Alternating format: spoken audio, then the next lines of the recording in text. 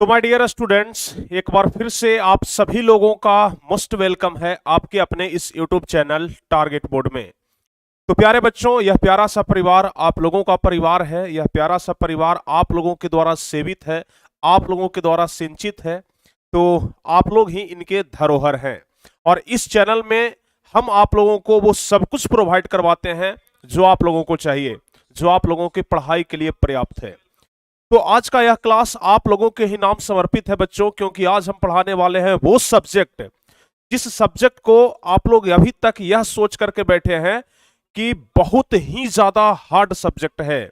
आज तक आप लोग ना केमिस्ट्री को, रसायन विज्ञान को बहुत ही ज्यादा हार्ड सब्जेक्ट मानते आए हैं और कहीं ना कहीं यह सच्चाई है कि जब अच्छे से समझाने वाले टीचर्स नहीं होते हैं तो जो आसान सब्जेक्ट भी है वो भी हार्ड लगने लगता है। और कहीं ना कहीं यह भी वजह है कि आप लोगों को केमिस्ट्री अभी तक हार्ड लग रहा है। हम अभी तक इसलिए बोल रहे हैं ना, क्योंकि अभी से जब हम आप लोगों को आगे पढ़ाना शुरू करेंगे तो फिर यह चीज आप लोगों को एकदम आसान लगने लगेगा। अगर आप कमेंट में यह बात आकर के नहीं बोले कि सर अब हमें केमिस्ट्री में कोई डर नहीं है, अब हम केमिस्ट्री से प्यार करने लगे हैं, अब हमें केमिस्ट्री समझ में आने लगा है, तो फिर हम यह समझेंगे कि हमारे पढ़ाने का कोई मतलब ही नहीं हुआ। क्योंकि केमिस्ट्री हम पढ़ाते हैं आपको, केमिस्ट्री आप लोगों को हम पढ़ा रहे हैं, और जब हम पढ़ाएं और आप लोगों को समझ में ना आए तो फिर कहीं तालमेल ऐसा नहीं बैठता है। तो चलिए प्यारे बच्चों, आज हम शुरू करने वाले हैं रसायन विज्ञान यानी केमिस्ट्री का पहला नंबर चैप्टर। आगाज करने वाले हैं हम केमिस्ट्री का, आगाज करने वाले हैं हम लोग, चलने वाले हैं अब केमिस्ट्री की दुनिया में। विज्ञान के 3 भाग होते हैं, फिजिक्स, केमिस्ट्री और बायोलॉजी। हम ऑलरेडी विज्ञान में 2 चैप्टर लगभग खत्म करने वाले हैं। एक चैप्टर तो हम यूट्यूब पर करवाए हैं, दूसरा चैप्टर हम एप्लीकेशन पर लेकर के गए हैं। जो टॉपर बैच है, जो बच्चे उसमें ज्वाइन है, ऑलरेडी वे लोग क्लास कर रहे हैं। इसके अलावा बायोलॉजी का पहला नंबर चैप्टर भी हम कंप्लीट करवाए हैं और अब हम आप लोगों को रसायन विज्ञान यानी केमिस्ट्री का बच्चों पहला नंबर चैप्टर कंप्लीट करवाने वाले हैं। और बहुत ही एकदम जबरदस्त तरीके से, हमारा टैगलाइन देख रहे हैं कि एकदम बेसिक से एक बच्चा भी समझ जाएगा अगर समझदार होगा तो चलिए सबसे पहले तो हम आप सभी बच्चों से यही कहना चाहेंगे कि जितना हो सके बच्चों आप लोग इस क्लास को ना शेयर कर दीजिए।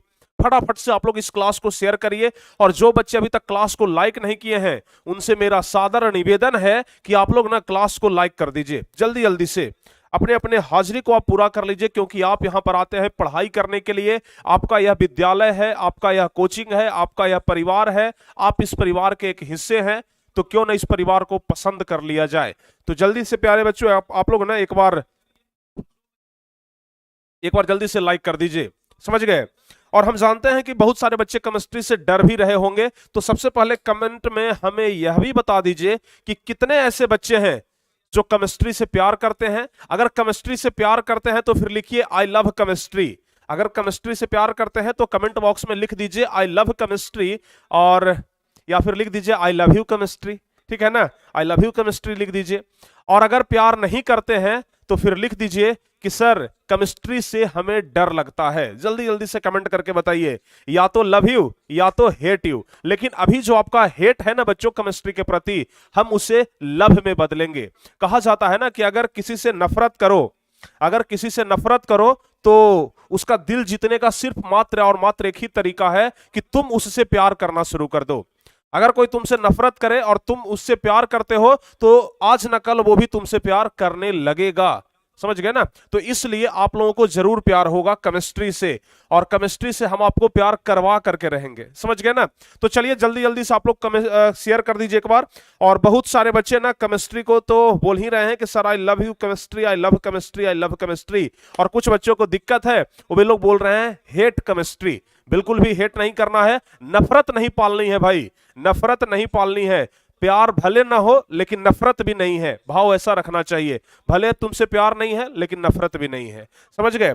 चलिए हम लोग पहला नंबर चैप्टर शुरू करेंगे, रासायनिक अभिक्रिया एवं समीकरण, केमिकल इक्वेशन, समझ गए ना, केमिकल रिएक्शन, समझ गए प्यारे बच्चों। आज हम लोग शुरू करने वाले हैं केमिकल रिएक्शन। यह चैप्टर हम लोग आज शुरू करेंगे, एकदम बेसिक से लेकर के चलेंगे। तो चलिए बिना देर किए हम लोग आगे बढ़ते हैं। और हम चाह रहे हैं कि कम से कम 1000 बच्चे तो लाइव में आज जुड़ने चाहिए, तब जाकर के हम इस क्लास को शुरू करेंगे। क्योंकि केमिस्ट्री है, नया चैप्टर है, नए तरीके से शुरुआत कर रहे हैं, तो फिर क्यों ना कम से कम 1000 बच्चे जुड़ जाएं। 1001 बच्चे जुड़ जाएं, कम से कम 1001 बच्चे, क्योंकि शुभ होता है भाई कि अगर कोई घर में गेस्ट आ जाए हम लोग 1001 रुपए दे देते हैं, जाओ 501 रुपया देते हैं, पूरे पूरे नहीं। तो 1001 बच्चे जल्दी जल्दी से जुड़िए। आप लोगों में पावर है, आप लोग जानते हैं power of target board. Target board की पावर को आप जानते हैं, प्रिंस सर के पावर को आप लोग जानते हैं, प्रिंस सर का प्यार आप लोग समझते हैं, सब कुछ आप लोग जानते हैं। तो फिर क्यों ना जल्दी जल्दी से आप लोग शेयर कर दें। और जो बच्चे लाइक नहीं किए हैं जल्दी जल्दी से लाइक कर दीजिए। लाइक भी 1000 और शेयर भी 1000, जल्दी जल्दी से पूरा कर दीजिए।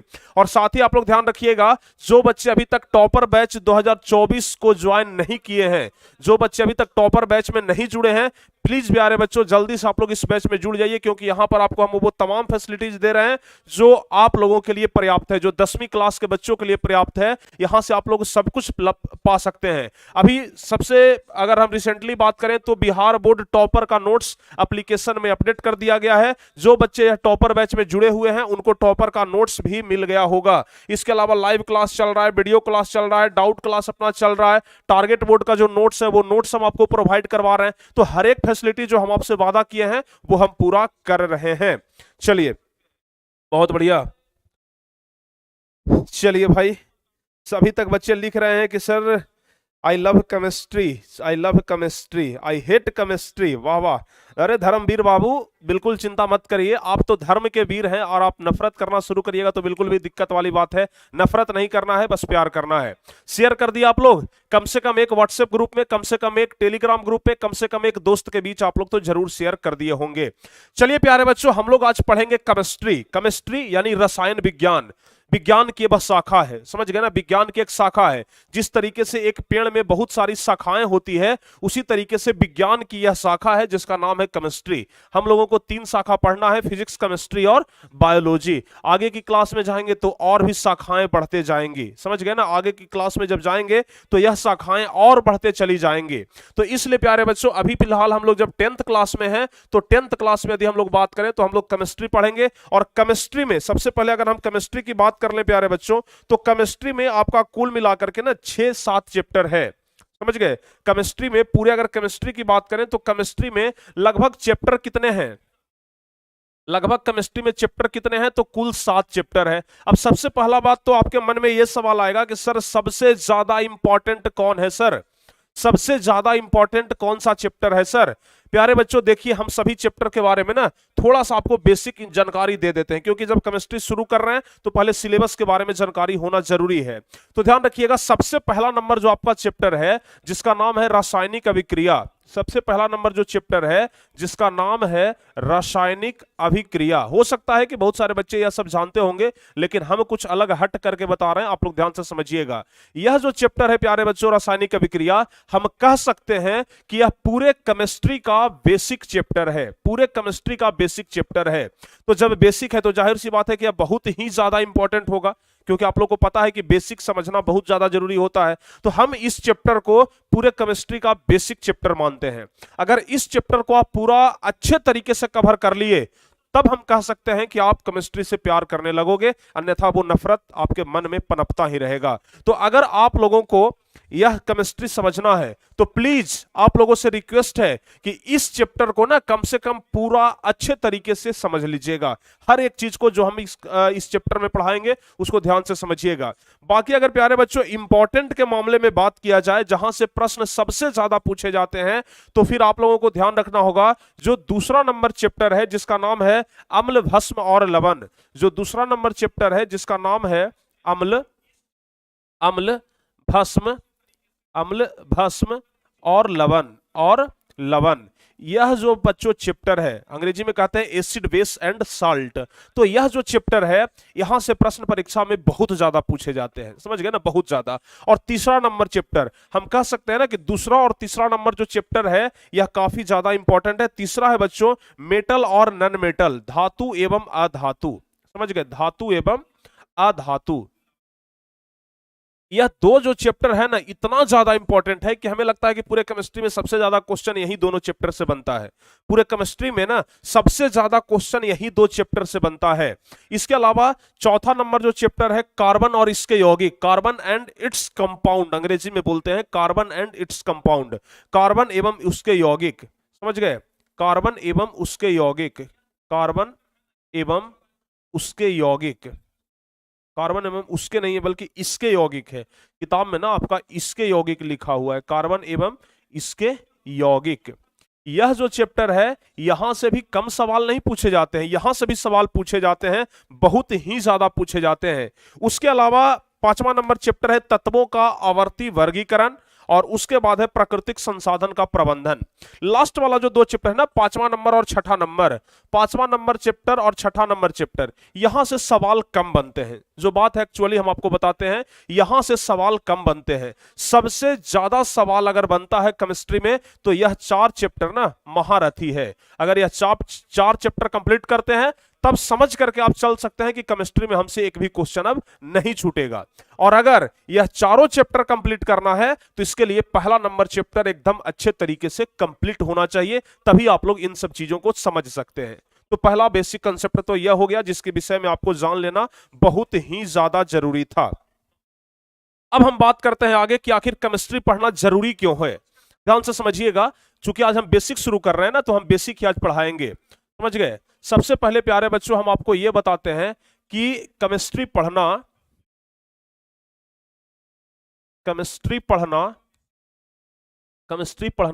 क्यों जरूरी है, क्यों जरूरी है, केमिस्ट्री पढ़ना क्यों जरूरी है।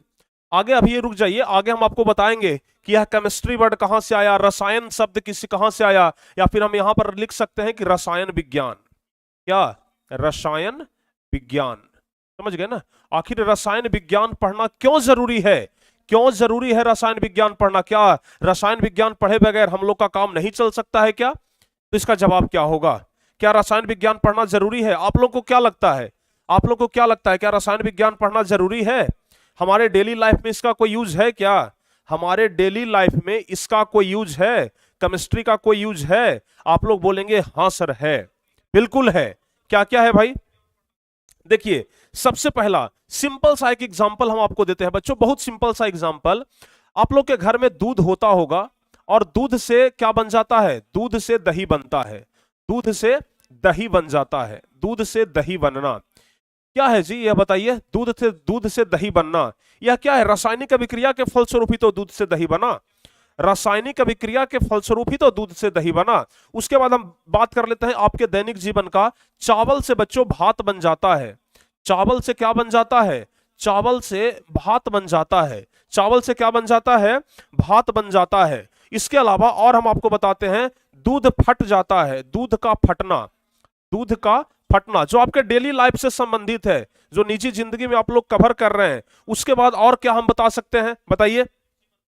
अगर आप लोग देखते होंगे प्यारे बच्चों कि लोहे को हम लोग किसी वायु में फेंक देते हैं, खुले वायु में हम लोग फेंक देते हैं, कुछ दिन के बाद देखिएगा ना उसमें जंग लग जाता है। जंग लगना जानते हैं ना, जंग लगना। आपके घर में अगर बाहर में कहीं पर लोहा का किवाड़ी लगा हुआ होगा, लोहा का दरवाजा लगा हुआ होगा ना, उसमें देखते होंगे आप लोग, क्या देखते हैं कि कुछ दिन के बाद लोहा में जंग लगना शुरू हो जाता है, उसको रंगते हैं, उसको पेंट करते हैं, तो यह जंग लगना। इसके अलावा और क्या भाई, और हमारे लाइफ में क्या जरूरी है, आप लोग एग्जांपल देकर के बताइए, और हमारे लाइफ में क्या जरूरी है बताइए। और हमारे लाइफ में क्या जरूरी है? सबसे मुख्य चीज हम लोग जो खाते हैं वह पचना, जिसको हम लोग कह सकते हैं भोजन का पाचन, भोजन का पाचन, भोजन का पाचन। प्यारे बच्चों, यह सब जो हो रहा है ना, किसके थ्रू हो रहा है बताइए, यह सब जो हो रहा है किसके थ्रू हो रहा है? तो आप लोग को जवाब मिलेगा, यह सब के सब हो रहा है रासायनिक अभिक्रिया के फलस्वरूप ही। किसके थ्रू हो रहा है? रासायनिक अभिक्रिया के फलस्वरूप ही यह सब तो घटना घट रहा है। रासायनिक अभिक्रिया, रासायनिक अभिक्रिया के फलस्वरूप ही यह सब घटना घट रहा है। आखिर यह घटना कैसे घट रहा है, कैसे कैसे घट रहा है, इन सभी चीजों को समझने के लिए ना हम क्या करते हैं, केमिस्ट्री पढ़ते हैं। समझ गए। हमारे निजी जिंदगी में जो भी रासायनिक घटनाएं घट रही है, रासायनिक अभिक्रिया के फलस्वरूप रासायनिक घटनाएं घटती है, देखिए ध्यान रखिएगा, रासायनिक अभिक्रिया होता है, रासायनिक अभिक्रिया के फलस्वरूप रासायनिक घटना घटता है। जैसे जंग लगने का हम बात कर लेते हैं, लोहा को हम लोग वायु के साथ जल के साथ मिला दिए, जब हम लोग लोहा को बाहर में फेंके, लोहा पर आकर के वायु बैठ गया, लोहा पर आकर के हल्का सा आर्द्र वायु, मतलब कह सकते हैं कि हल्का सा पानी, तो दोनों आकर के मिला, तब जंग लग गया। यानी कि रासायनिक अभिक्रिया हुआ, और रासायनिक अभिक्रिया के फलस्वरूप क्या हुआ, रासायनिक परिवर्तन हुआ। क्या हुआ, रासायनिक परिवर्तन हुआ। बच्चों ध्यान रखिएगा, रासायनिक परिवर्तन हुआ, और इसलिए हम लोग केमिस्ट्री पढ़ते हैं ताकि इस परिवर्तन को समझ सके कि आखिर हमें केमिस्ट्री से क्या क्या लाभ होता है, क्या क्या हानि होता है। समझ में आया, समझ में आ गया आप लोगों को? तब जाकर के हम लोग समझ पाते हैं कि किस चीज के लिए हम लोग केमिस्ट्री पढ़ते हैं। समझ गए ना? हाँ, और इन सब चीजों को समझने के लिए हम लोग केमिस्ट्री पढ़ते हैं। तो यह बात आप लोग को समझ में आ गया कि केमिस्ट्री पढ़ना क्यों जरूरी है, केमिस्ट्री क्यों पढ़ते हैं, क्योंकि हमारे दैनिक जीवन में ना इसका बहुत ज्यादा उपयोग है। उन सभी उपयोगों को, हमारे दैनिक जीवन में जो डेली घटना घट रहा है, उन सभी घटनाओं के कंसेप्ट को समझने के लिए हम लोग केमिस्ट्री पढ़ते हैं। समझ गए? कंसेप्ट को समझने के लिए। दूध से दही बनता है, किसी को पता है कि दूध से दही क्यों बन जाता है? बताइए। यहां पर भी रासायनिक अभिक्रिया हुआ है, दूध फट गया, यहां पर भी रासायनिक अभिक्रिया हुआ है, सब कुछ भोजन पच रहा है हमारे शरीर के अंदर, यहां पर भी रासायनिक अभिक्रिया हुआ है, सब जगह पर रासायनिक अभिक्रिया है। तब जाकर के प्यारे बच्चों क्या हो रहा है, रासायनिक घटना घट रहा है, और इन सभी चीजों को हम लोग केमिस्ट्री में पढ़ते हैं। समझ में आ गया? इन सभी चीजों को हम लोग केमिस्ट्री में पढ़ते हैं। चलिए, तो अब हम आगे बढ़ते हैं बच्चों, और आगे हम आपको और कुछ जरूरी बात बताते हैं केमिस्ट्री से ही रिलेटेड। केमिस्ट्री से ही रिलेटेड जरूरी बात। केमिस्ट्री को हिंदी में क्या कहते हैं, एक बार सारे बच्चे कमेंट करिए। केमिस्ट्री को हिंदी में कहते हैं रसायन विज्ञान। दीवाना बना देंगे रे भाई, क्यों चिंता कर रहे हो आप लोग, दीवाना बन जाओगे केमिस्ट्री का, चिंता मत करिए। फिजिक्स हो, केमिस्ट्री हो, बायोलॉजी हो, जो भी सब्जेक्ट अपने इस गुरु जी से पढ़ोगे ना, उस सब्जेक्ट का तुम दीवाना बन जाओगे। समझ गए ना? दीवाना बन जाओगे, फिर तो कहोगे कि यास की तुम ही से है। समझ गए ना? चलिए ध्यान से समझिएगा, और हम जो भी बात बता रहे हैं ना आप लोगों से ही रिलेटेड है, आप लोग के सिलेबस से ही रिलेटेड है। आज सिर्फ बेसिक बातें ही हम बताएंगे, बेसिक कॉन्सेप्ट को समझाएंगे, फिर तो आगे हम बहुत कुछ समझाएंगे आप लोगों के लिए ना। एकदम डायग्राम बता डायग्राम, जैसे हाइड्रोजन के बारे में पढ़ रहे हैं, हाइड्रोजन के 12वीं कक्षा में 1 इलेक्ट्रॉन होते हैं, उसके बारे में एकदम डायग्राम के मदद से बताएंगे किस तरीके से जो उसके जो हाइड्रोजन के एक परमाणु होते हैं, किस तरीके से वो घूमते रहते हैं।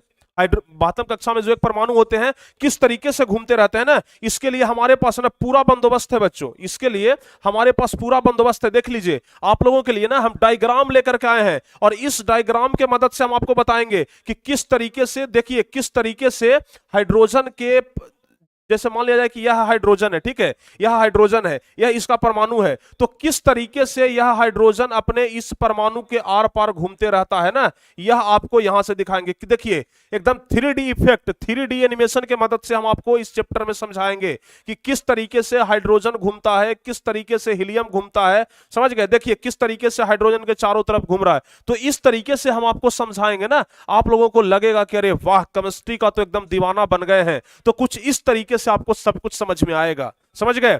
चिंता बिल्कुल भी मत करिए, सब कुछ के लिए हम हैं। पहले आप लोग बेसिक तो समझ लीजिए, कंसेप्ट तो इस तरीके का समझाएंगे ना कि आप लोगों को मजा आ जाएगा। सबसे पहले प्यारे बच्चों हम लोग बात करते हैं रसायन विज्ञान का। किस चीज का बात करेंगे? रसायन विज्ञान। चूंकि केमिस्ट्री को हिंदी में रसायन विज्ञान कहते हैं। क्या कहते हैं? केमिस्ट्री को रसायन विज्ञान कहते हैं। जाहिर सी बात है कि विज्ञान की एक शाखा है, तो लिखेंगे रसायन शास्त्र या रसायन विज्ञान, विज्ञान की वह शाखा है जिसके अंतर्गत किसी पदार्थों का संगठन, किसी पदार्थों का संगठन, उसकी संरचना, जैसे कोई पदार्थ है तो उसकी संरचना क्या है, जैसे मान लिया जाए यह रिमोट हमारे हाथ में है, यह पेन हमारे हाथ में है, तो इसकी संरचना क्या है, किस किस चीजों से मिल करके यह बना है, इस चीज को हम लोग कहां पढ़ेंगे? केमिस्ट्री में पढ़ेंगे। समझ गए ना? जैसे यह मोबाइल है तो मोबाइल का जो ऊपर का प्लास्टिक है, मोबाइल का ऊपर का जो प्लास्टिक है, मोबाइल के अंदर जो बैटरी है, यह किस किस चीजों से मिल करके बना है, इन सब चीजों के बारे में हम लोग केमिस्ट्री में पढ़ते हैं। तो इसकी संरचना, इसका गुण क्या है, और इसका रासायनिक अभिक्रिया के दौरान इनमें क्या क्या परिवर्तन हुआ, इसका अध्ययन किया जाता है। समझ गए ना? रासायनिक अभिक्रिया के दौरान क्या क्या परिवर्तन हुआ, इसका अध्ययन किया जाता है, और और इसी चीज को हम लोग क्या कहते हैं, केमिस्ट्री कहते हैं। तो केमिस्ट्री में क्या क्या चीज हम लोग देखते हैं, अगर अगर आपसे कोई पूछते कि बताओ रसायन विज्ञान का परिभाषा बताओ, केमिस्ट्री का परिभाषा बताओ, what is the definition of chemistry, तो क्या बोलेंगे, रसायन विज्ञान विज्ञान की वह शाखा है जिसके अंतर्गत पदार्थों के संगठन, संरचना, गुण और रासायनिक अभिक्रिया के दौरान इनमें हुए परिवर्तनों का अध्ययन करते हैं, उसे ही हम लोग क्या कहते हैं, रसायन शास्त्र कहते हैं, रसायन विज्ञान कहते हैं। समझ में आया? अब देखिएगा जरा ध्यान से, रस जोड़ आयन से बना है बच्चों रसायन। रस जोड़ आयन से क्या बना है, रसायन बना है। जरा ध्यान से समझिएगा, रसायन का जो शाब्दिक अर्थ है ना, देखिए रसायन, रसायन, रसायन ऐसे ही लिखाता है ना। यह प्यारे बच्चों दो शब्दों से मिलकर के बना है। पहला शब्द है रस, पहला शब्द है रस और दूसरा है आयन। समझ गए ना, रस जोड़ आयन से बन जाता है रसायन। यानी कि प्यारे बच्चों रस मतलब क्या होता है, द्रव होता है। रस मतलब क्या हो गया, द्रव हो गया, जिसको लिक्विड कहते हैं हम लोग। समझ गए, जिसको क्या कहते हैं, लिक्विड कहते हैं। तो इसका शाब्दिक अर्थ क्या हो जाएगा, द्रवों के बारे में अध्ययन करना ही क्या कहलाता है, रसायन। द्रवों के बारे में, द्रव के बारे में, द्रव के बारे में अध्ययन करना, द्रव के बारे में अध्ययन करना। यहां पर हम ऐसे लिख भी दिए हैं, समझ गए ना, अध्ययन, द्रव के बारे में अध्ययन हम लिख दिए हैं। इसका शाब्दिक अर्थ क्या होता है, रस जोड़ आयन, यानी कि जिसका अर्थ होता है रसों यानी द्रवों का अध्ययन करना। समझ गए ना। और हालांकि इसमें हम सिर्फ द्रव के बारे में नहीं बल्कि गैसों के बारे में भी अध्ययन करेंगे, सब कुछ के बारे में अध्ययन करेंगे, लेकिन रसायन का शाब्दिक अर्थ हम आपको बताए। अच्छा, कोई भी सब्जेक्ट हो उसका कोई ना कोई जनक जरूर होता है, कोई ना कोई जनक जरूर होता है। क्या आप लोग को पता है कि रसायन विज्ञान का जनक कौन है, जल्दी से बताइए, जल्दी से बता दीजिए। क्या आपको पता है कि रसायन विज्ञान का जनक कौन है, जल्दी जल्दी से बता दीजिए,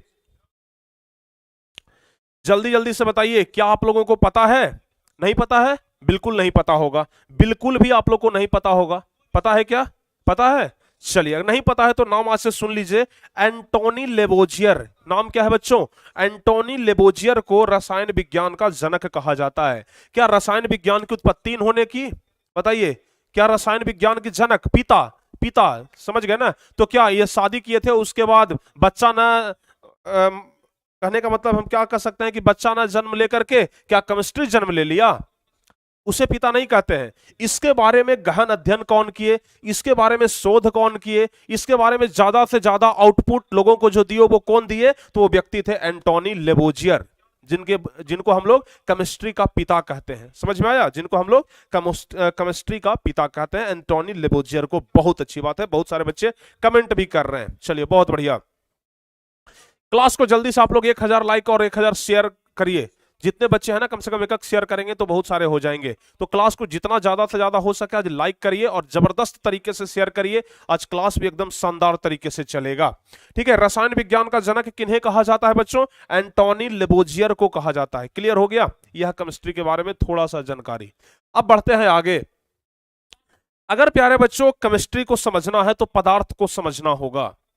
अगर केमिस्ट्री को समझना है ना तो इसके लिए पदार्थ को समझना होगा, क्योंकि हम लोग केमिस्ट्री में ना पदार्थ के बारे में ही अध्ययन करेंगे, पदार्थ के बारे में अध्ययन करेंगे। यह पेन है भाई तो एक पदार्थ है, इसमें क्या क्या मिला हुआ है, कौन कौन सा पदार्थ मिला हुआ है। यह रिमोट है तो इसमें कौन कौन सा पदार्थ मिला हुआ है। जैसे हम कोई लिक्विड लेते हैं तो इसमें कौन कौन सा पदार्थ मिला हुआ है, जल लेते हैं तो कौन कौन सा पदार्थ मिला हुआ है। अगर हम लोग बात कर लें स्टील का, जैसे देखिए ये हमारे हाथ में थर्मस है स्टील का, स्टील में आखिर क्या क्या मिला हुआ है, कैसे स्टील का निर्माण हुआ, कहां से स्टील को हम लोग निकालते हैं, इन सब चीजों के बारे में अध्ययन करना ही हम लोगों को क्या कहलाएगा, केमिस्ट्री कहलाएगा। और इन सब चीजों के बारे में हम लोग केमिस्ट्री में ही अध्ययन करेंगे।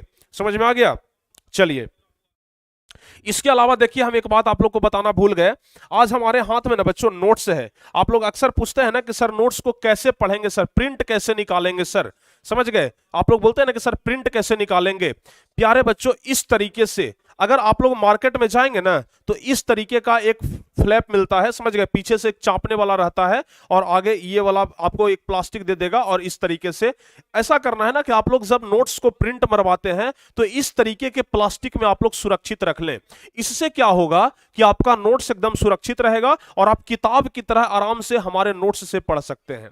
अगर आप लोग को दिखाई दे रहा होगा तो देखिए ये हमारा नोट्स है, समझ गए ना, ये हिस्ट्री है, इतिहास, देखिए जरा ध्यान से नजदीक से जरा देखिए, इतिहास है, हिस्ट्री, और हिस्ट्री का यह पहला नंबर चैप्टर का हम नोट्स निकाले हैं। ठीक है, देखिए कितना प्यारा नोट्स लगता है, एकदम आराम से किताब के जैसा आप उल्टेंगे, जब किताब के जैसा उल्टेंगे ये आ जाएगा। उसके बाद बच्चों यहाँ पर पूरा आपका विषय वस्तु लिखा हुआ है कि कौन कौन सा विषय है, सब कुछ लिखा हुआ है। उसके बाद फिर ये आपका भारतीय संविधान उद्देश्य का जो कि हम हर एक चैप्टर में दिए हैं। उसके बाद यहाँ से आपका चैप्टर स्टार्ट होता है, और कितना प्यारा आपका यह नोट्स लग रहा है, देख रहे हैं ना, किताब से भी ज्यादा प्यारा लग रहा है।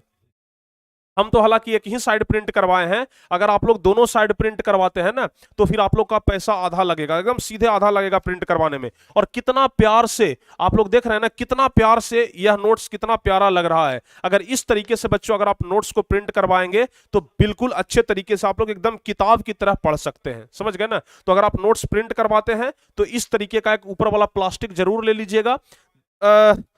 कितना में, लगभग 10 रुपया में देता है, आप लोग 10 रुपया इधर उधर बर्बाद करते हैं, उससे अच्छा ये अगर आप ये ले लेते हैं तो इससे आपका नोट्स क्या हो जाएगा, सुरक्षित हो जाएगा। फिर उससे क्या होगा, नोट्स जब सुरक्षित हो जाएगा तो इससे आपके छोटे भाई छोटी बहन सब कोई पढ़ सकते हैं, फिर कोई दिक्कत ही नहीं होगा, बार बार प्रिंट करवाने की आवश्यकता नहीं है। हम ढेर सारा कर लिए हैं, देखिए ना भाई, ढेर सारा, हम ढेर सारा ये वाला ले लिए हैं ताकि क्या हो, आराम से पढ़ाई हो सके। बस आप लोग को दिखाने के लिए लिए थे, दिखाने के लिए हम प्रिंट मरवाए थे कि ताकि आप लोग भी इसे निकाल लें, समझ गए। और जो बच्चे इस तरीके का नोट्स निकालना चाहते हैं ना, अगर आप लोग भी इस तरीके का नोट्स निकालना चाहते हैं तो इसके लिए आप लोगों को क्या करना है, टॉपर बैच ज्वाइन करना है। वहां पर इस तरीके का नोट्स प्रोवाइड करवाया जा रहा है, आप लोग आराम से पढ़ सकते हैं, ठीक है। तो इस तरीके का नोट्स आप लोग को टॉपर बैच में मिल जाएगा, वहां पर जाइएगा, पीडीएफ का अलग सेक्शन है, टॉपर, यहां तक कि टॉपर का नोट्स भी आप लोग को वहीं पर मिल जाएगा, सब कुछ वहीं पर मिलेगा। चलिए अब वापस हम अपने टॉपिक पे आते हैं। हम बच्चों आपको बता रहे थे कि अगर आप लोगों को केमिस्ट्री समझना है, अगर आप लोग चाहते हैं कि हम केमिस्ट्री को एकदम घोर करके पी जाएं, केमिस्ट्री हमें तंग ना करे, तो इसके लिए पहले पदार्थ के बारे में जान लेना जरूरी है कि आखिर केमिस्ट्री में हम लोग क्या क्या पढ़ेंगे। तो ध्यान से समझिएगा, पदार्थ के कहते किसको हैं, यह बात तो आप लोग बचपन से शायद याद करते आ रहे हैं। पदार्थ कहते किसको हैं, यह बात आप लोग बचपन से याद करते आ रहे हैं कि वह प्रत्येक वस्तु जो स्थान घेरती है, वह प्रत्येक वस्तु जो स्थान घेरती है, जिसका द्रव्यमान होता है और जिसे हम अपनी पांचों इंद्रियों से महसूस कर सकते हैं, उसे ही पदार्थ कहते हैं। दुनिया का हर वो चीज जिसे हम महसूस कर सकते हैं, अपनी ज्ञान इंद्रियों के द्वारा देख सकते हैं, छू सकते हैं, सब कुछ पदार्थ है। वो सब क्या है बच्चों, पदार्थ है। इसके बारे में जान लीजिएगा। और पदार्थ की 3 अवस्था होती है, पदार्थ की 3 अवस्था। ऐसा नहीं है कि हम लोग ऑक्सीजन को नहीं देख रहे हैं तो यह पदार्थ नहीं है, महसूस तो कर रहे हैं ना कि यहां पर ऑक्सीजन है, समझ गए, ऑक्सीजन है। अच्छा बताइए, अगर आपसे कोई पूछ देगा कि बताओ वायु पदार्थ है कि नहीं है, अगर आपसे कोई पूछ दे कि बताओ जी हवा, जिसको हम लोग वायु बोलते हैं, बताओ वायु पदार्थ है, यस और नो, आप लोग का जवाब क्या होगा, आप लोग कहेंगे कि हाँ सर, क्या वायु सर पदार्थ है। कैसे है भाई, क्योंकि इसको हम लोग महसूस करते हैं, जब आंधी चलता है तो महसूस करते हैं कि तेज हवा चल रहा है, आखिर महसूस किए तब ना। तो बिल्कुल वायु भी क्या है, एक पदार्थ है। तो पदार्थ 3 अवस्था में होते हैं, ठोस, द्रव और गैस। देखिए ठोस, द्रव और गैस सब कुछ पदार्थ है। ठोस भी जो है वो पदार्थ है, द्रव भी जो है वो पदार्थ है, और गैस भी जो है वह पदार्थ है। समझ में आया यहां तक।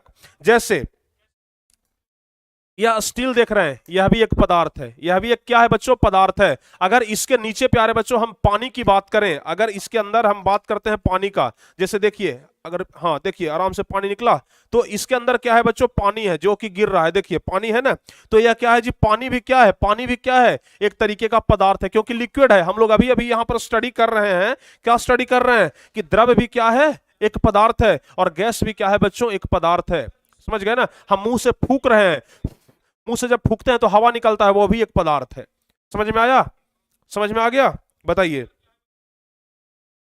दूसरी बात, भार होता है बच्चों, द्रव्य में क्या होता है, भार होता है। हम यहां पर लिख रहे हैं जो स्थान घेरती है, जिसका द्रव्यमान होता है, समझ गए ना, जिसे हम अपनी ज्ञानेंद्रियों के द्वारा अनुभव कर सकते हैं, सब पदार्थ है। बचपन से हम लोग पढ़ते आ रहे हैं, पदार्थ के बारे में जानने की कोई आवश्यकता नहीं है, बस बेसिक है, इसलिए हम आपको बता रहे हैं, क्योंकि यह समझना जरूरी है।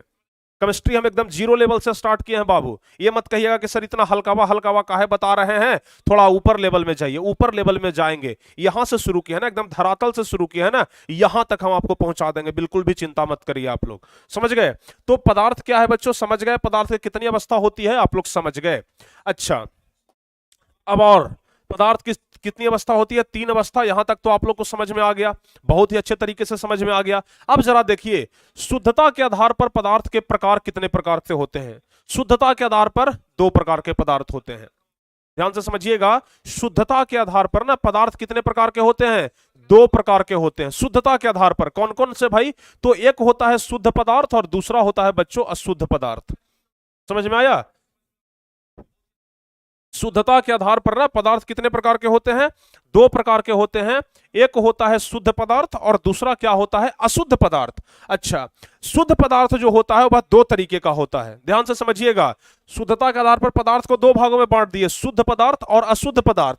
अब इधर जो शुद्ध पदार्थ है ना, इसे भी हम लोग 2 भागों में डिवाइड करते हैं। एक तो हो जाता है तत्व और दूसरा हो जाता है यौगिक। समझ गए? एक हो जाता है तत्व और दूसरा क्या हो जाता है? यौगिक हो जाता है। अब यदि प्यारे बच्चों हम लोग अशुद्ध पदार्थ की बात कर लें तो अशुद्ध पदार्थ में हो जाते हैं मिश्रण।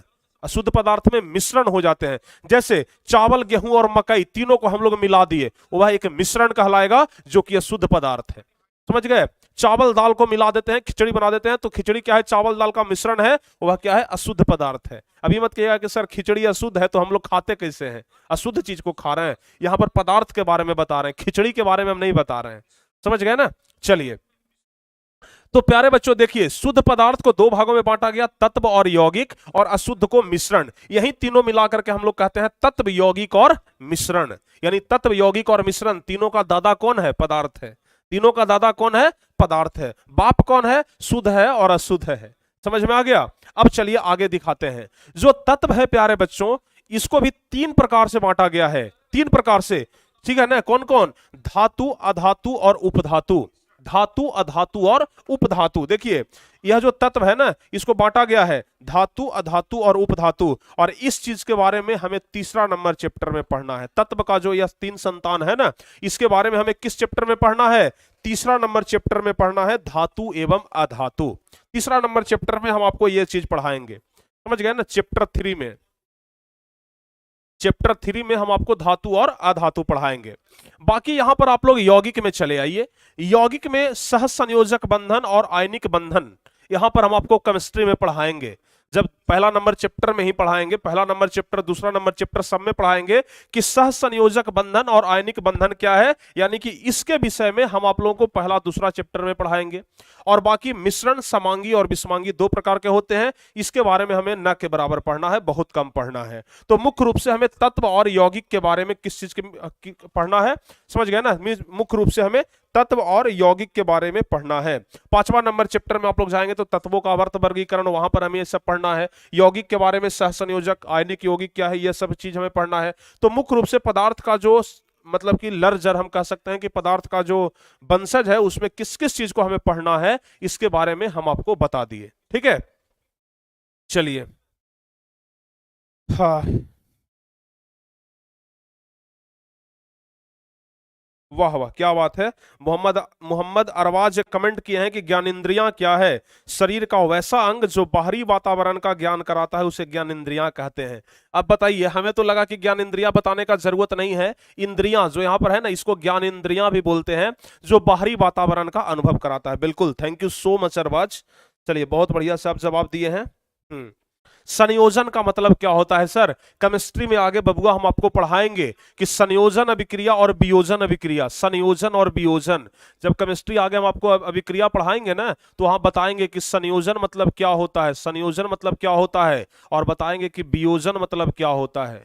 वियोजन मतलब क्या होता है? इसका मतलब होता है संयोजन मतलब जोड़ना, और वियोजन मतलब होता है तोड़ना। यह हम केमिस्ट्री में आगे पढ़ाएंगे। इन सब चीजों के बारे में अभी सवाल मत करिए, ये सब अभी आपको समझ में नहीं आएगा। ठीक है। हाँ, पदार्थ की और अवस्था होती है। ऐसा नहीं है कि पदार्थ की सिर्फ 3 ही अवस्था होती है, पदार्थ की और अवस्था होती है कुल मिलाकर के ना। और अगर आगे आप लोग जाएंगे तो बोस आइंस्टीन कंडेंसेट एक और होता है बच्चों। तो सिर्फ 3 ही अवस्था नहीं है, लेकिन आप लोगों को 3 पढ़ना है। समझ गए ना? आप लोगों को सिर्फ 3 पढ़ना है, ऐसा नहीं कि इसकी 3 ही अवस्था होती है। समझ गए? इसकी और भी अवस्थाएं होती है, लेकिन उसके विषय में आप लोगों को नहीं पढ़ना है। समझ में आया? बहुत चीज ऐसा है जो कि 10th क्लास में आप लोग को नहीं पढ़ना है। समझ गए ना? तो फिलहाल के लिए आप लोग इतना ही समझे कि पदार्थ की 3 अवस्था होती है। समझ गए, पदार्थ की तीन ही अवस्था अभी आप लोग देख के समझ लीजिएगा, समझ गए ना। बाकी अगर आप लोग आगे जाएंगे तो आपको तीन ही नहीं, चार ही नहीं, बल्कि पांच पांच अवस्था के बारे में पढ़ने के लिए मिलेगा, ठीक है ना। एक तो प्लाज्मा भी जिसमें आ जाएगा, तो पदार्थ की ना पांच पांच अवस्था के बारे में आपको, क्या हुआ,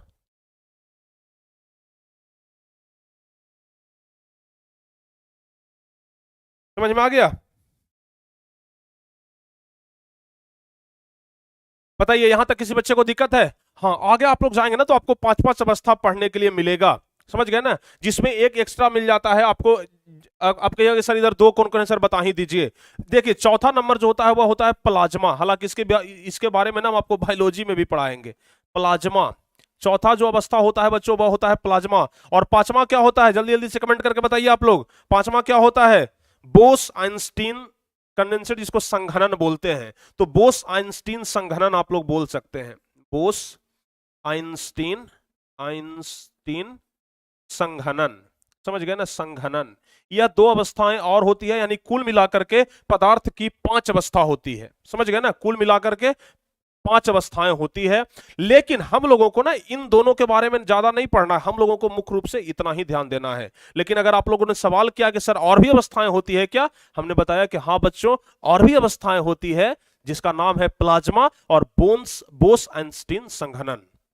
समझ में आया? बताइए, बीईसी जिसको शॉर्ट में आप बोल सकते हैं। बिल्कुल, आप लोग बड़ा जानकार आदमी हो भाई, आप लोग बड़ा जानकार आदमी हो, बीईसी हम लोग इसको शॉर्टकट में बोल सकते हैं। अब बताइए कोई दिक्कत?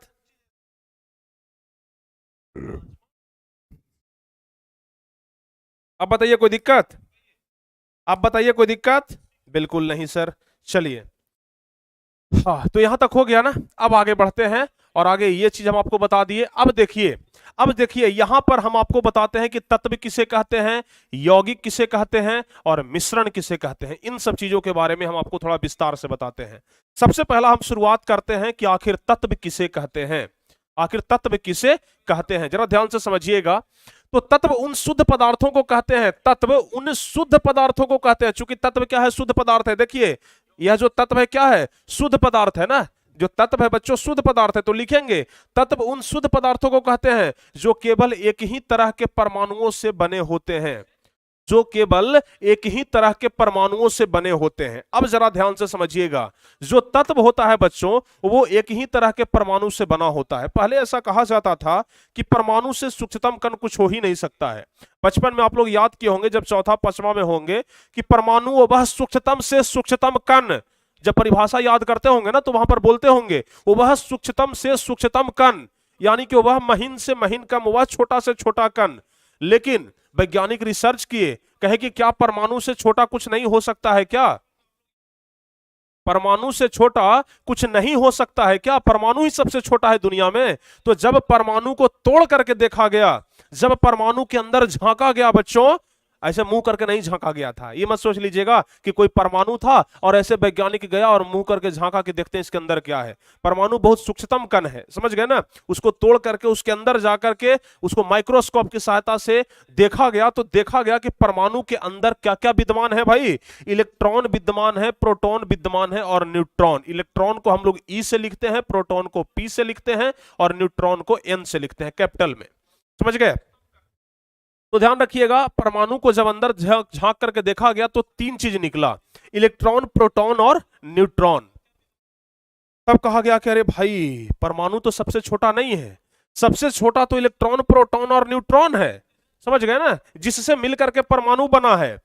ऐसा जब ये तीन चीज मिला तो कहा गया कि और ऐसा करते हैं, और जरा अंदर जाकर के देखते हैं कहीं और कुछ मिल जाए, और कहीं कुछ मिल जाए। तो वैज्ञानिक क्या किए, और इसके अंदर तक गए तो उन्हें तीन चीज ही नहीं बल्कि 27 ऐसे चीज मिले जिससे मिल करके यह परमाणु बना हुआ था, समझ गए। ऐसे 27 चीज मिले जिससे मिल करके ना यह परमाणु बना हुआ था।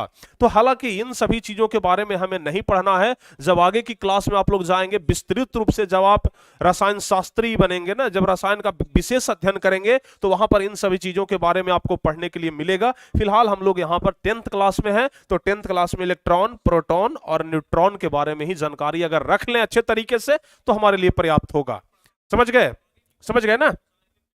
तो परमाणु किस चीज से मिलकर के बना है? इलेक्ट्रॉन, प्रोटॉन और न्यूट्रॉन। अब देखिए, अब बहुत सारे बच्चों को यह नहीं समझ में आ रहा होगा कि सर ये जो इलेक्ट्रॉन के आगे माइनस लिख दिए हैं, प्रोटॉन के आगे प्लस लगा दिए, ये काहे लगाए हैं? तो देखिएगा, जरा ध्यान से समझिएगा, इलेक्ट्रॉन पर जो होता है बच्चों, यह ऋण आवेश होता है। क्या होता है? ऋण आवेश होता है। और प्रोटॉन पर धन आवेश होता है। बिल्कुल समझ में नहीं आया ना कि सर ऋण आवेश और धन आवेश क्या है? समझ में भी अभी नहीं आएगा, क्योंकि इसे हम अगले 2-3 क्लास के अंदर अंदर ना हम आपको समझा देंगे, या फिर अगले क्लास में ना आपको यह अच्छे तरीके से समझ में आएगा कि यह ऋण आवेश क्या है और धन आवेश क्या है। फिलहाल एक शॉर्टकट के लिए हम आपको बताते हैं कि जरा ध्यान से समझिएगा ऋण और धन क्या होता है। देखिएगा, जिसको हम कर्जा देते हैं, समझ गए, ध्यान से समझिएगा, मान लिया जाए कि हमारे पास 1 लाख रुपया है, समझ गए, आपको जरूरत पड़ गया कितना? 20,000 रुपया का। आपको 20,000 रुपया का जरूरत पड़ गया, हमारे पास 1 लाख रुपया है, हम आपको क्या कर देंगे? ऋण प्रदान करेंगे, यानी कि हम आपको कर्जा देंगे। हम आपको क्या करेंगे? कर्जा दिए, कर्जा यानी कि हम ऋण दिए। तो आपके पास क्या चला गया भाई? आपके पास क्या चला गया? ऋण, ठीक है ना। और चूंकि हम आपको पैसा दिए हैं तो हमारे पास क्या है? धन है। तो हमारा आवेश होगा धन आवेश और आपका आवेश होगा ऋण आवेश। समझ गए ना? और सेम टू सेम यही है, सेम टू सेम यहां पर भी वही चीज है। समझ गए ना? सेम टू सेम वही चीज है। जो इलेक्ट्रॉन को त्याग करेगा, जो इलेक्ट्रॉन देगा उस पर धन आवेश, जो इलेक्ट्रॉन लेगा उस पर ऋण आवेश। समझ गए ना?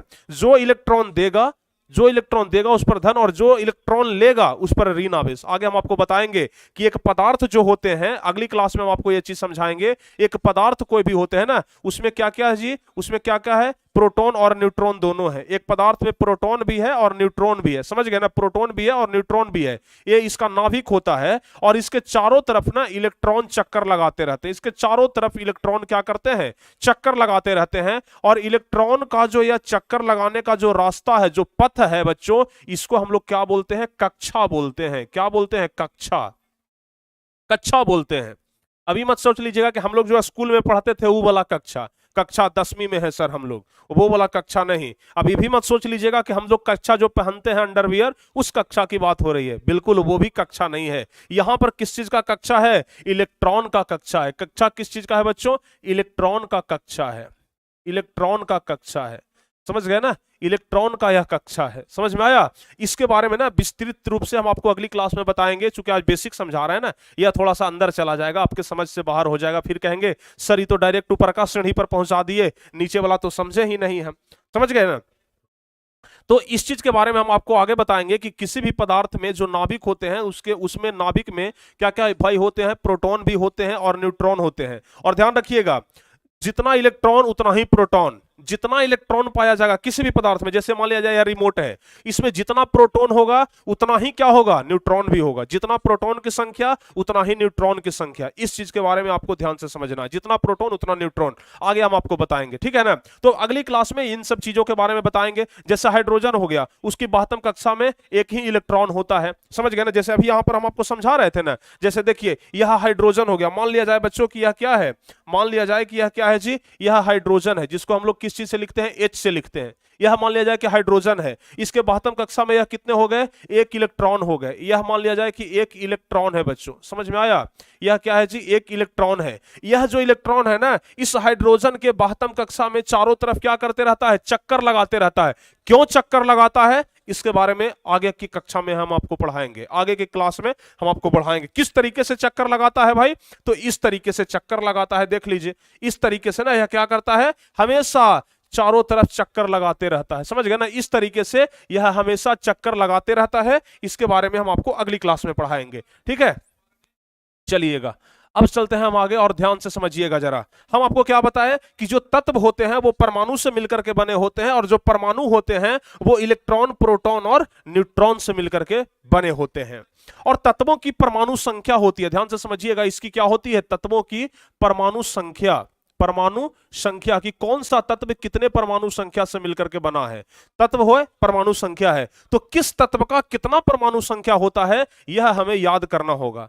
आगे जब पीरियोडिक टेबल में ले जाएंगे ना, तो यह चीज आपको याद करना होगा कि किस तत्व का कितना परमाणु संख्या होता है, और उसी से यह तय होता है कि कितना उसके 72 कक्षा में इलेक्ट्रॉन होंगे। समझ गए ना। जितना परमाणु संख्या होगा क्या उतना ही 12वीं कक्षा में इलेक्ट्रॉन होगा? बिल्कुल नहीं, उसमें अष्टक पूरा करना होता है। पहली कक्षा में 2 इलेक्ट्रॉन, दूसरी कक्षा में 8 इलेक्ट्रॉन, इस प्रकार से होता है। समझ गए ना। आगे की कक्षा में हम आपको आगे की क्लास में बताएंगे, बिल्कुल मजा आएगा। तो जो तत्व होते हैं प्यारे बच्चों, उसके पास क्या होता है? परमाणु संख्या होता है। कितना परमाणु संख्या है? केगो परमाणु से मिलकर के बना है, और परमाणु इलेक्ट्रॉन, प्रोटॉन और न्यूट्रॉन से मिलकर के बना होता है। तो तत्वों का जितना परमाणु संख्या होगा, ध्यान से समझिएगा, तत्वों का जितना परमाणु संख्या होगा उतना ही इलेक्ट्रॉन होगा, उतना ही क्या होगा? इलेक्ट्रॉन होगा, और उतना ही क्या होगा? प्रोटॉन होगा। तो तत्वों की जितना परमाणु संख्या उतना ही इलेक्ट्रॉन और उतना ही प्रोटॉन, यानी कि तत्वों की परमाणु संख्या बराबर इलेक्ट्रॉन की संख्या बराबर प्रोटॉन की संख्या। समझ में आया? बताइए सर, हमको याद है, बहुत अच्छी बात है भाई, याद है तब तो बहुत अच्छी बात है, तब तो आपको एकदम आसान लगेगा समझना। समझ गए ना? एक बच्चे कौन है, ये कौन है? मांडवी झा लिख रही है कि सर अब केमिस्ट्री से प्यार होते जा रहा है। इतना ही देर में प्यार हो रहा है भाई, इतना ही देर में प्यार हो रहा है। अरे वो नफरत जो आपका है ना केमिस्ट्री के प्रति, उससे हम प्यार में बदलेंगे। इतना प्यार, इतना गहरा प्यार कभी नहीं टूटेगा। समझ गए ना? इतना गहरा प्यार कर आएंगे हम, ठीक है ना। हाँ चलिए, समझ गए ना? समझ में आया? पहले लोग याद करते थे कि सर परमाणु, परमाणु से छोटा कौन है? तो सर परमाणु से छोटा है अणु। समझ गए ना? लेकिन इस परमाणु किसी से मिलकर के बना है? परमाणु इलेक्ट्रॉन, प्रोटॉन और न्यूट्रॉन से मिलकर के बना है। अब बहुत सारे बच्चों के मन में यह सवाल आएगा कि सर जो इलेक्ट्रॉन है ये कैसे पता चला, कौन खोजा इसको? जे थॉमसन नाम के एक वैज्ञानिक थे बच्चों, ध्यान रखिएगा। जे थॉमसन, जे थॉमसन नाम के एक वैज्ञानिक थे। इन्होंने ही किस चीज को खोज किया था? इलेक्ट्रॉन का खोज किया था। जे थॉमसन नाम के एक वैज्ञानिक थे जिन्होंने इलेक्ट्रॉन का खोज किया। समझ गए ना? अच्छा, जितना इलेक्ट्रॉन की संख्या उतना ही प्रोटॉन की संख्या और उतना ही तत्वों की परमाणु संख्या। यह बात याद रहेगा। किस तत्व का कितना परमाणु संख्या होता है आगे हम आपको याद करने के लिए देंगे, और इस चीज को आप लोग ना आगे जरूर याद भी कर लीजिएगा। चलिए, यहां तक तत्व के बारे में आप लोग को समझ में आया? तत्व के बारे में आप लोग समझ गए ना? बताइए। चलिए, बहुत बढ़िया, तत्व के बारे में आप लोग समझ गए। वाह क्या बात है।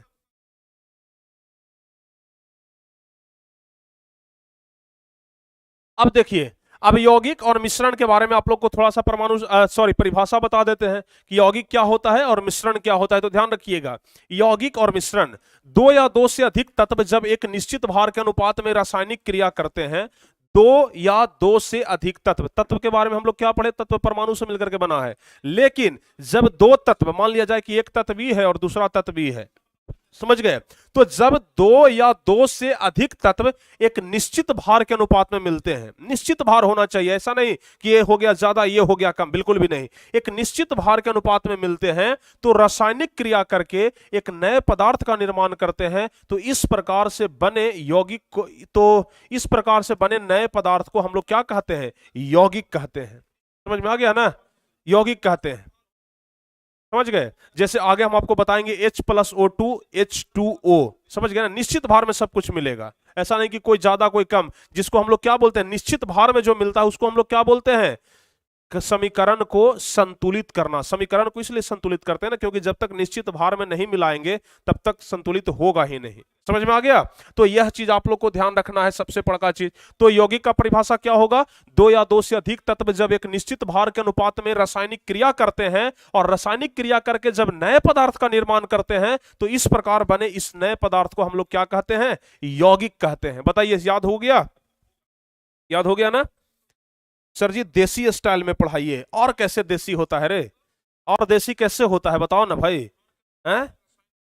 अब जरा भोजपुरी जरा अपना भाषा बोल देंगे तब कहिएगा कि देसी, तब तो फिर ऐसे ना कहेंगे अरे लइकन देखो अरे लइकन देख यहां पर ध्यान से, यौगिक किसे कहते हैं? यौगिक केकरा कहल जा है? जरा देख ध्यान से। जब दू गो या दू गो से अधिक तत्व एक निश्चित भार के अनुपात में मिला है, ध्यान से समझिएगा, जब दू गो या दू गो से अधिक, जब दू गो या दू गो से अधिक नहीं, ज्यादा, वहां पर ज्यादा हो जाएगा, जब दू गो या दू गो से ज्यादा तत्व एक निश्चित भार के अनुपात में मिलता ही, एक निश्चित भार के अनुपात में मिलता ही, तब कौची होता ही? रासायनिक क्रिया होता ही। तब कौची होता ही? रासायनिक क्रिया। और जब रासायनिक क्रिया होता ही ना, तो एगो नया पदार्थ बनते ही। समझ ली? जब रासायनिक क्रिया होता है तो एगो नया पदार्थ बनता है, और जो नया पदार्थ का जो निर्माण होता है, इस प्रकार जब नया पदार्थ का जो नया पदार्थ का निर्माण हो लई, तो जो नया पदार्थ बन लई ना, ओकरे कौची कहल जेतै? यौगिक कहल जेतै। समझ में आया? ओकरे कौची कहल जेतै? यौगिक। अब बताइए, ई स्टाइल आपको पसंद है? ई स्टाइल आपको पसंद है?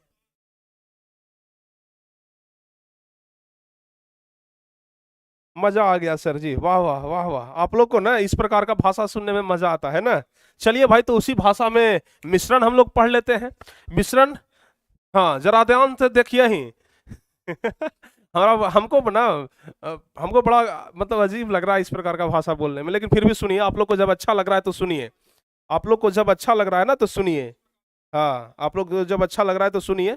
देखिए, मिश्रण केकरा कहल जा है, ध्यान से समझिए ही बउआ। मिश्रण केकरा कहल जा है? मिश्रण जब दू गो या दू गो से ज्यादा पदार्थ, ध्यान से समझ ली, जब दू गो या दू गो से ज्यादा पदार्थ के संयोजन होवा है। समझ गए? जब दू गो या दू गो से ज्यादा पदार्थ के संयोजन होवा है, और संयोजन होला के बाद जे रासायनिक रूप में नहीं किया, ओ सॉरी, यहाँ पर गड़बड़ा गेली ना हो, ध्यान से समझिए। मिश्रण दो या दो से अधिक पदार्थों का संयोजन होता है, उसे रासायनिक रूप में नहीं किया जाता है। देखिए जरा ध्यान से, जैसे तोर घर में चाउर होता, तोर घर में दाल होता, तोर घर में आलू होता भाई, तोर घर में दाल होता, मूंग के दाल, खेसारी के दाल, अरहर के दाल, सब तरह के दाल होता। अब चावल के साथ अगर गेहूं मिला दे, गेहूं के साथ अगर मकई मिला दे, तो इस सब का हो जा है? इस सब मिल करके ना मिश्रण बन जा है। जैसे अगर मान लिया जाए कि चावल मिला दिलिए, प्लस में चावल के साथे साथे हम गेहूं भी मिला दिली, और गेहूं के साथे साथे मकई भी मिला दिली, या मकैया में हम थोड़ा सा मूंग भी मिला दिली। अभी कौची हो गई भाई? चार पदार्थ के मिश्रण होले कि ना होले बताही? चार पदार्थ का मिश्रण। अब ना ऐसे बोलेंगे, बहुत हो गया, बहुत हो गया अब।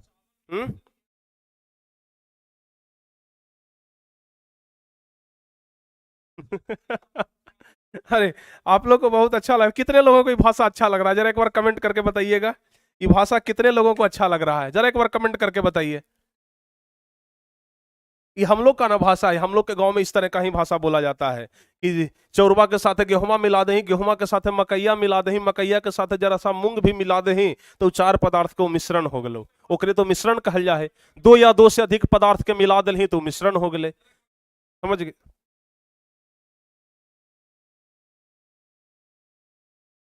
बताइए, समझ में आया यहां तक? समझ में आ गया यहां तक? फटाफट से बता दीजिए, समझ में आ गया? कोई अनुपात में मिला दीजिए, इससे कोई मतलब नहीं है, ज्यादा कम थोड़ा बहुत कुछ भी मिला सकते हैं। समझ गए ना? अच्छा, इस प्रकार का भाषा बोलते हैं, तब लगता है कि एकदम बिहार के हम टीचर हैं ना, तब लगता है कि हम बिहार के टीचर हैं, नहीं तो लगता है कि हम बंगाल के हैं क्या। चलिए, अच्छी बात है भाई, अपना वाला एक फीलिंग भी आ गया। कुछ देर के लिए तो लगा कि हम अपने गांव में बोल रहे हैं। हम गांव में जाते हैं तो ऐसे ही बोलते हैं, समझ गए ना? हम अपने गांव में जाते हैं तो अपने दोस्तों से जब बातचीत करते हैं, या फिर किसी से भी बातचीत करते हैं ना, तो ऐसी बात करते हैं। ठीक है? जैसे कोई दादा भेट गए, आओ बतावा दादा, नहीं से कैसे बोलते हैं? आओ बताहू बाबा, का हाल चाल है? तबीयत तबीयत ठीक है ना? हैं? का ई घड़ी काम धंधा हो रही है, ई घड़ी बड़ा देखा ही तोरा के घूमे में लगल रहा है। इस प्रकार से बातचीत होता है, समझ गए ना, गांव में। चलिए, बहुत बढ़िया।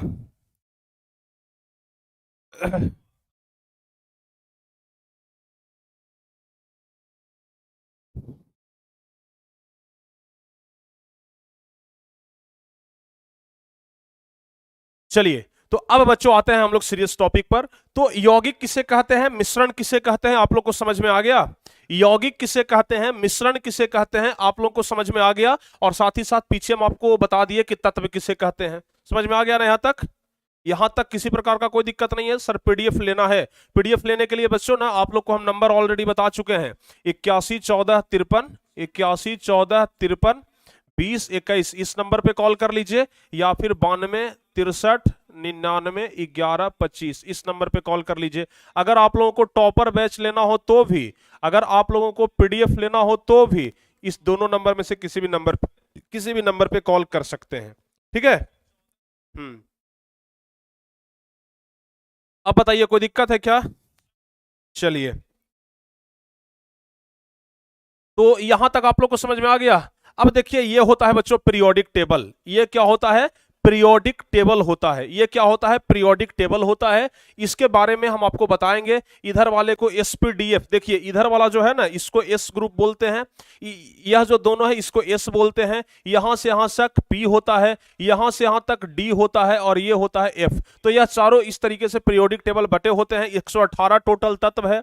टोटल तत्व कितने हैं बाबू? 118 टोटल तत्व हैं, जिसमें कुछ धातु हैं, कुछ अधातु हैं और कुछ उपधातु हैं। समझ गए ना? कुछ धातु हैं, कुछ अधातु हैं और कुछ उपधातु हैं। परमाणु संख्या के आधार पर इसे व्यवस्थित किया गया है, इसे सरियाया गया है परमाणु संख्या के आधार पर। इस चीज को भी आप लोग ध्यान से समझिएगा, परमाणु संख्या के आधार पर इसे व्यवस्थित किया गया है। तो ये चीज हम आपको बताएंगे। अच्छा, कुछ तत्वों के संकेत और परमाणु संख्या। देखिए, हम आपको होमवर्क दे रहे हैं आज। अब क्लास खत्म होगा, हम आपको ना होमवर्क दे रहे हैं। होमवर्क बच्चों आप लोग को याद करके आना है। यह होमवर्क याद करने वाला है। और प्लीज, कितने बच्चे हैं जो होमवर्क याद करके आएंगे? आप लोग से हम आगे पूछेंगे। देखिए, यह तत्व हो गया, जैसे hydrogen, helium, lithium, beryllium, boron, carbon, nitrogen. यह इसका संकेत हो गया। हाइड्रोजन का H, हीलियम का He, लिथियम का Li, बेरिलियम के Be, बोरान के B। यह इसका संकेत होता है। संकेत याद करने का एक तरीका बता देते हैं। जैसे हाइड्रोजन को हम लोग लिखते हैं HYDROGEN। हाइड्रोजन लिखते हैं ना इस प्रकार से। तो हाइड्रोजन का पहला अक्षर क्या हो गया? H हो गया, तो इसका संकेत He हो गया। हीलियम का पहला अक्षर He होता है तो संकेत He। लिथियम का Li होता है तो संकेत Li। बेरिलियम का पहला अक्षर Be होता है तो संकेत Be हो जाएगा। संकेत याद करने में ना कोई कष्ट ही नहीं है। कुछ ही तत्व ऐसे हैं जिसका अंग्रेजी वर्ड का संकेत नहीं है। जैसे देखिए यहां पर सोडियम को अगर हम लोग अंग्रेजी के वर्ड से लिखेंगे तो लिखेंगे SODIEUM। सोडियम इस तरह से लिखाता है, तो इसका संकेत SO होना चाहिए था, लेकिन इसका संकेत होता है Na। तो कुछ कुछ आपको याद करना पड़ेगा। समझ गए ना? कुछ कुछ आपको याद करना पड़ेगा, लेकिन बहुत कम। एक दो मतलब दो चार ऐसा मिलेगा, बाकी सब अंग्रेजी का वर्ड पर ही आधारित है। जैसे हाइड्रोजन है तो H, हीलियम है तो He, ऑक्सीजन है तो OXYGEN लिखते हैं तो पहला अक्षर O है तो इसका संकेत O हो जाएगा। नियॉन का पहला अक्षर Ne तो Ne हो जाएगा। एल्युमिनियम का Al तो Al हो जाएगा। इस प्रकार से करके ना आप लोग आराम से याद कर सकते हैं। समझ गए? और इसका परमाणु संख्या हम एकदम सीरियल वाइज लिखे हैं। हाइड्रोजन का परमाणु संख्या 1, हीलियम का परमाणु संख्या 2, लिथियम का परमाणु संख्या 3, बेरिलियम का 4, बोरान का 5। इसे बच्चों समझाने से पहले ना, अगली क्लास लेने से पहले ना, हम आप लोग को होमवर्क देते हैं। यह बच्चों क्या है? HW है। ध्यान से समझिएगा, यह होमवर्क है बच्चों, ध्यान रखिएगा। और होमवर्क में आपको याद करके आना है। इतना ही नहीं, कम से कम 30 तक, कम से कम बच्चों 30 तक, यानी कि कम से कम 30 तत्वों के संकेत और 30 तत्वों की परमाणु संख्या। यह बात आपको कल याद करके आना है, क्योंकि कल वाला जो क्लास चलेगा ना, प्योर इसी पर चलेगा। अगर यह दो चीज आप याद करके आते हैं तो समझ लीजिए कि कल वाला क्लास आपको पूरा समझ में आ जाएगा। बाकी अगले क्लास में हम आपको बता देंगे एकदम कि कुल तत्व ये सब कितने होते हैं, बाकी निष्क्रिय गैस कौन है, ये सब आपको हम अगली क्लास में बताएंगे। कौन सा धातु किस धातु से ज्यादा विक्रियाशील है, ये सब हम आपको अगली क्लास में बताएंगे। फिलहाल आप लोग इसका स्क्रीनशॉट ले लीजिए। फिलहाल आप लोग ना इसका स्क्रीनशॉट लीजिए और स्क्रीनशॉट लेकर के इसे अगले क्लास में याद करके आइएगा। स्क्रीनशॉट इसका जल्दी से ले लीजिए। चलिए जल्दी से आप लोग इसका ना स्क्रीनशॉट ले लीजिए। ठीक है, स्क्रीनशॉट इसका ले लिए, इसका स्क्रीनशॉट लिए। चलिए, अब उसके बाद इसका स्क्रीनशॉट ले लीजिए और दोनों को ना याद करके आना है। 2 स्लाइड दिए हैं, टोटल कितना है? 30 एलिमेंट। समझ गए ना? 30 तत्व का नाम, 30 तत्व का संकेत और 30 तत्व का परमाणु संख्या, यह आपको याद करके आना है। याद हो जाएगा ना? एक बार कमेंट करके बता दो मेरे भाई, याद हो जाएगा ना? जल्दी से एक बार कमेंट करके आप लोग बता दो। बताइए, जल्दी से बता दीजिए। हाँ, मिश्रण का कोई फॉर्मूला नहीं होता है, यौगिक का होता है। बिल्कुल सही बात है। हम आपको क्या बताएं, मिश्रण आप किसी भी अनुपात में मिला दीजिए, मिश्रण हो जाएगा। ठीक है, तो कितने बच्चों से यह कल याद हो जाएगा? एकदम याद करके आएंगे ना? एक बार अपने बड़े भाई को विश्वास दिलाइए कि हाँ हम याद करके आएंगे। जल्दी से बच्चों, कितने बच्चों को याद हो जाएगा? प्लीज आपसे रिक्वेस्ट करते हैं, आप लोग ना इसको याद करके आना, क्योंकि अगर इसे याद नहीं करोगे ना तो केमिस्ट्री आपको बोझ लगेगा, केमिस्ट्री से फिर प्यार नहीं होगा, नफरत हो जाएगा। तो इसलिए केमिस्ट्री को याद करके आना। और जल्दी से कमेंट करके आप लोग बता दो कि कितने बच्चे ऐसे हैं जिनको आज केमिस्ट्री से थोड़ा थोड़ा प्यार होने लगा है। कितने बच्चे ऐसे हैं जिनको आज केमिस्ट्री से थोड़ा थोड़ा प्यार होने लगा है? जल्दी से बताइए। आज जो हम आपको बेसिक चीज बताए, जो बेसिक चीज जितना भी हम आपको बताए, उससे कितने बच्चे ऐसे हैं जिनको प्यार होने लगा है? जल्दी से एक बार कमेंट करके बता दीजिए। कितने बच्चे ऐसे हैं जिनको बेसिक कॉन्सेप्ट से प्यार होने लगा है, केमिस्ट्री से प्यार होने लगा है? धीरे धीरे देखिए, एक पहले गाना निकला था क्या, धीरे धीरे से प्यार होता है, इस प्रकार का कोई गाना है ना? तो धीरे धीरे से आप लोग को प्यार हो जाएगा, समझ गए हैं? हाँ, परों को जोड़ जमाना उड़ान देखता है, परों को जोड़ जमाना उड़ान देखता है, जमीन पर बैठे हो क्या लोग आसमान, क्या लोग आसमान देखता है, जमीन पर बैठे क्या आसमान देखता है, बिल्कुल। चलिए,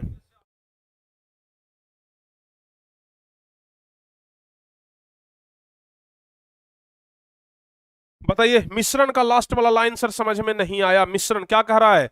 जो रासायनिक अभिक्रिया से नहीं किया जाता है। अरे बाबू, मिश्रण जो होता है ना, इसमें कोई रासायनिक अभिक्रिया नहीं होता है, समझ गए ना? ऐसा नहीं कि इसको इस अनुपात में, इसको इस अनुपात में। जैसे देखिए, रासायनिक अभिक्रिया में क्या होता है, जैसे हम मान लिया जाए कि H2O को मिला दिए, ठीक है ना, तो इधर होता है H2O को, सॉरी H+O2, H+O2 को मिलाएंगे तो बन जाएगा H2O, ठीक है, H2O, इधर भी 2 लगा दीजिए और इधर भी 2 लगा दीजिए, तो अपना कहानी हो जाएगा, समझ गए ना? देखिए अब 2 क्यों लगाए? क्योंकि दोनों तरफ बराबर होना चाहिए ना परमाणु संख्या। इधर हाइड्रोजन का कितना है बाबू? 2 है, तो इधर हाइड्रो नहीं, यहां पर 2 नहीं लगेगा, यहां पर 4 लगेगा, ठीक है ना? यहां पर देख लीजिए, यहां पर हाइड्रोजन का 4, यहां पर 2 दूनी 4, ऑक्सीजन का 2, तो ऑक्सीजन का 2 बराबर कर दिए ना? तो यहां पर क्या है? निश्चित भार के अनुपात में है। और यह जो अभिक्रिया हुआ, इसे कहते हैं रासायनिक अभिक्रिया। क्या कहते हैं?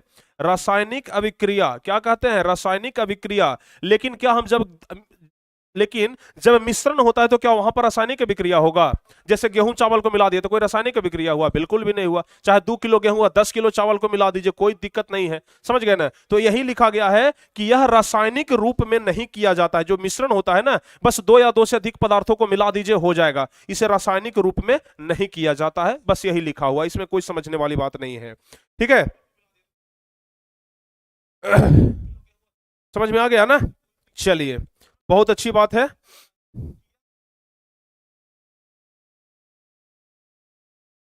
समझ में आ गया? सर आपका गांव कहां पर है? सर बच्चों, हम अपना गांव आपको बता देते हैं। हमारा जो गांव है, हमारा जो गांव है ना, हमारा गांव है जो प्यारे बच्चों, वह है नालंदा जिला में। नालंदा जिला में हमारा गांव है, ठीक है? नालंदा जिला में हमारा गांव है। नालंदा जिला में प्रखंड पड़ता है बच्चों एकंगर सराय।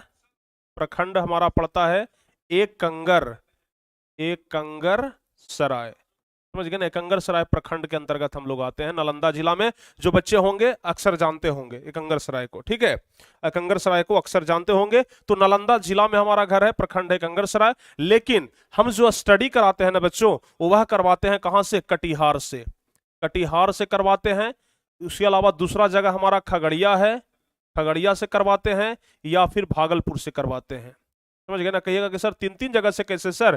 क्योंकि हम रहते हैं कटिहार में, क्रिस सर रहते हैं खगड़िया में, और बाकी जो आपके बाकी जो टीचर हैं 12th क्लास के, वो भागलपुर के भी हैं। तो कभी कभी भागलपुर भी हम चले जाते हैं। तो यह 3 जगह पर हमारा स्टूडियो सेटअप है। 3 जगह में से हम कहीं से भी क्लास ले लेते हैं आप लोग का, लेकिन क्लास मिस नहीं होने देते हैं, समझ गए? तो हम नालंदा जिला के जरूर हैं, प्रखंड एकंगर सराय के हैं, लेकिन हम यहाँ रहते नहीं है बच्चों, हम रहते हैं कटिहार में। क्यों रहते हैं कटिहार में? इसका कारण क्या है? अपने घर क्यों नहीं रहते हैं? क्योंकि आप लोग को पता है कि हम एक गवर्नमेंट जॉब भी करते हैं, गवर्नमेंट जॉब भी करते हैं, समझ गए ना? हम एक गवर्नमेंट जॉब भी करते हैं, इसलिए मजबूरन हमें कहां रहना पड़ता है? कटिहार में रहना पड़ता है। समझ में आया? चलिए, हम्म तो चलिए प्यारे बच्चों, अब आज इस क्लास को यहीं पे समाप्त करते हैं। बाकी फिर मिलेंगे हम आपसे अगली क्लास में, और अगली क्लास में जबरदस्त तरीके से आपका क्लास चलेगा, एकदम बेहतरीन तरीके से आपका क्लास चलेगा, ठीक है ना? तो मिलते हैं अगली क्लास में, ठीक है ना? मिलते हैं अगली क्लास में। हैव अ नाइस डे बच्चों, और उम्मीद, have a nice day, have a nice night होना चाहिए, क्योंकि अब तो रात होगा। तो चलिए प्यारे बच्चों, उम्मीद करते हैं कि आज का क्लास एकदम बेहतरीन लगा होगा। कमेंट करना मत भूलना कि आज का क्लास आपको कैसा लगा। कमेंट जरूर करना, कमेंट बच्चों जरूर करना कि आज का क्लास आपको कैसा लगा। कल वाला भी क्लास अच्छा लगेगा। कितने बच्चों को केमिस्ट्री से प्यार हुआ कमेंट करके जरूर बताइएगा। कितने बच्चे को हमारे पढ़ाने के तरीके से प्यार हुआ यह भी कमेंट करिएगा। और कितने बच्चे को हमसे प्यार हुआ यह भी हमें कमेंट करके बताइएगा। और जो बच्चे अभी तक इस टॉपर बैच में नहीं जुड़े हैं ना, इस टॉपर बैच में जुड़ जाइए, इस टॉपर बैच में जुड़ जाइए, इस टॉपर बैच को ज्वाइन करिए, तभी जाकर के आप लोग आगे की सफर कर पाएंगे। तो मिलते हैं अगली क्लास में, तब तक के लिए जय हिंद, धन्यवाद।